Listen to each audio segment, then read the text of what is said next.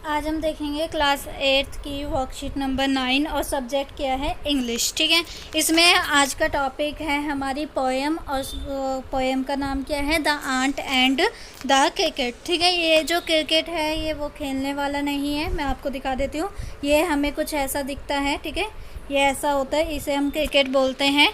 अब आते हैं नेक्स्ट, हमारे पास 2 क्वेश्चंस हैं वो पढ़ लेते हैं, उसके बाद पोएम देखेंगे। Read the sentences given below. Take one option that applies to you. ठीक है, जैसे कि I complete my work on time. आप अपना काम हमेशा टाइम पे ख़त्म करते हो तो ऑलवेज़, कभी कभी टाइम पे ख़त्म करते हो तो समटाइम्स, और अगर कभी नहीं करते तो नेवर।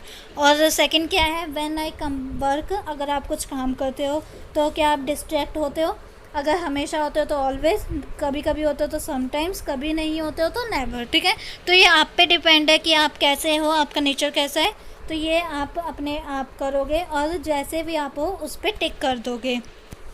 अब आते हैं, given below is a poem about an ant and a cricket. ठीक है, the cricket spend the summer singing and playing. He does not plan anything for the future.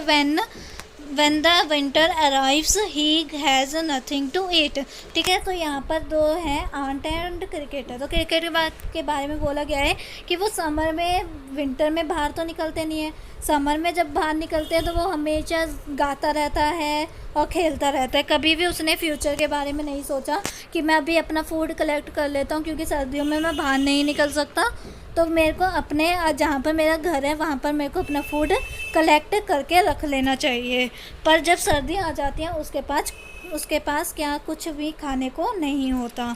Now read the first stanza from the poem and answer the questions that follow. ठीक है, तो देखते हैं, पहला stanza है ये आपकी book का और पोएम का क्या है। A silly young cricket accustomed to sing through the warm and sunny month of gay summer and spring, began to complain when he found that at home his cupboard was empty and winter was come. Not a curb to be found on the snow-covered ground, not a flowers could he see, not a leaf on a tree. Oh, what will become say the cricket of me. ठीक है, तो इस पूरे stanza में क्या है कि वो कहता है कि एक सिली, मतलब कामचोर सा, थोड़ा सा वैसा लेज़ी सा है, वो उसने क्या करा, अपनी सारी गर्मियाँ और जो स्प्रिंग्स होती है वो अपना क्या करा, गाने में और घूमने में, और क्या करा, अपना ऐसे ही टाइम बर्बाद करा।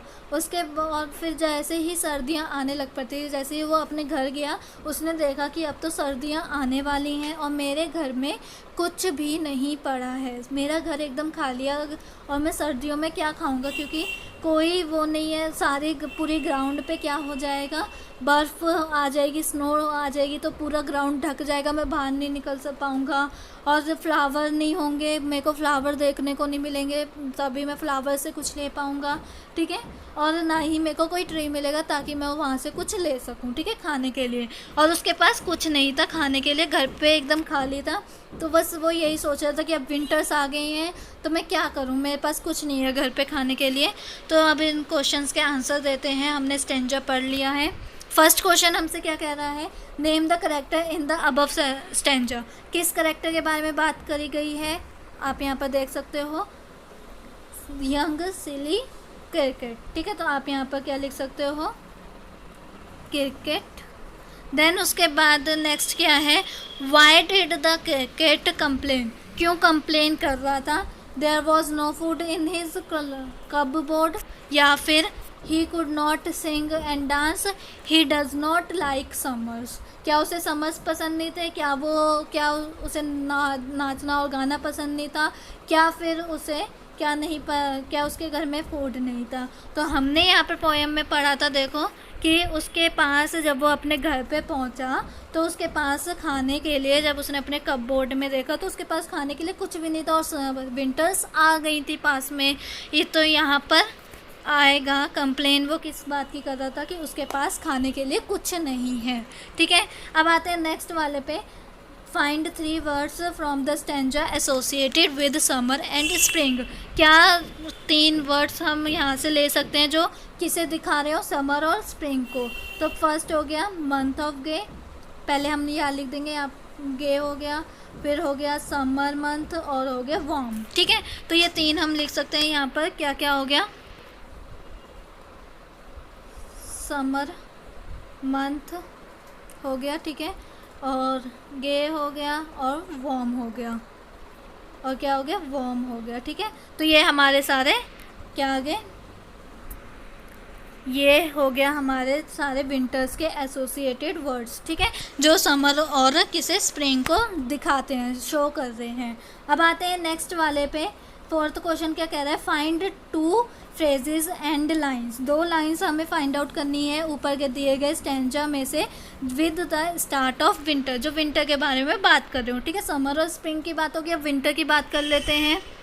तो यहाँ पर देखो हमने पढ़ा था, क्या था, देखो कि विंटर आ रही है और यहाँ पे मेरे को क्या होगा, स्नो कवर हो जाएगी ग्राउंड पे, और not a flower could he see. ठीक है, कोई भी फ्लावर इसे देखने को नहीं मिलेगा ताकि उससे वो खाना ले सके।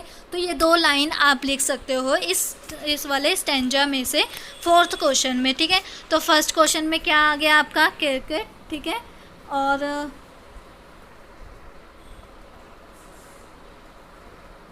फर्स्ट क्वेश्चन में क्या आ गया, क्रिकेट। सेकंड वाले में उसके पास, ठीक है, उसके पास कुछ खाने के लिए नहीं था। और थर्ड वाले में हमारे वो आ जाएंगे 3 वार्म वाले।